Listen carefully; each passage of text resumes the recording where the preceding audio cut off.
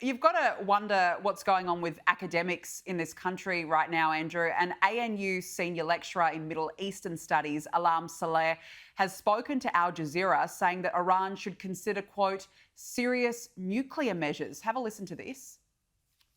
التوازن القوى بين إيران وأمريكا وإسرائيل تغيرت. إيران إذا أرادت أن تحصل على قوة الردع العسكري لابد أن تتخذ خطوات جدية لكي نووية لكي تمنع مثل هذه الهجمات، لأن طالما إسرائيليون يستطيعوا أن يضربوا إيران أكثر مما أن يحصلون على هزائم، فلذلك ربما هذا الأمر يستمر لمدة طويلة.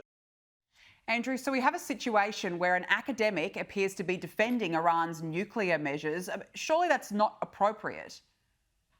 Well, no, it's not. I mean, Iran is the principal sponsor of terrorism throughout the Western world.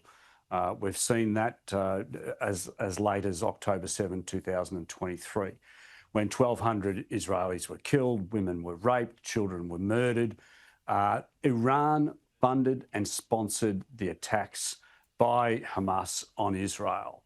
And Israel has been defending itself, been defending its people ever since.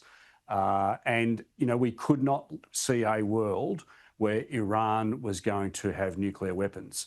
And look, you know, this is entirely consistent with presidents going right back to George Bush, who have consistently said the world cannot allow a nuclear armed Iran.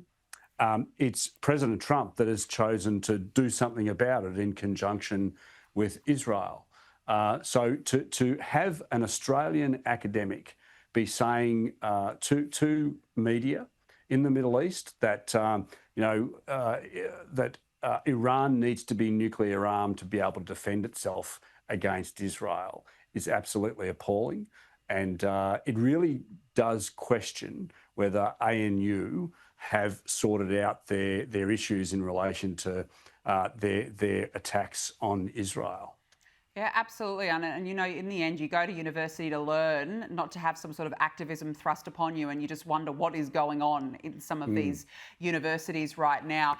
I want to talk to you about union influence. I mentioned, of course, the Prime Minister's talk of productivity today, but they're doing the exact opposite. The Australian has revealed that the real extent of union influence over the public service. Last year, the Public Service Commissioner quietly set up a so-called consultative committee, which includes representatives from up to 11 unions. Andrew, you know, Albo's all about growth today and boosting productivity, yet he's absolutely hamstrung by these unions. Well, that's absolutely right. I was visiting a small business in my electorate today that build caravans, and they employ 100 people, 100 locals, and they are absolutely doing it tough today, right now, because of the regulations that are being imposed on small business across this country. Albo has got absolutely no understanding of what it is like, because he never worked in small business to start with, but he's got absolutely no understanding about the industrial relations environment that's caused a lot of irreparable harm to small business, the energy costs. Small businesses are going out the door like no one's, like never before. And to see, look, when I read that article this morning, I could not believe what I was reading. I felt like I was reading an article about something in Soviet Russia or in China, where there's these secret cabals, these secret committees of public servants, and where the public servants are having to be held accountable to union leaders. And we've got to remember that unions only represent about 14% of working Australians. And yet here we are, we've got a situation where the public service leaders are supposed to be public servants, serving the public, not serving the unions. No. And yet the Albo set up this environment which is really very, very concerning to democracy, in my view.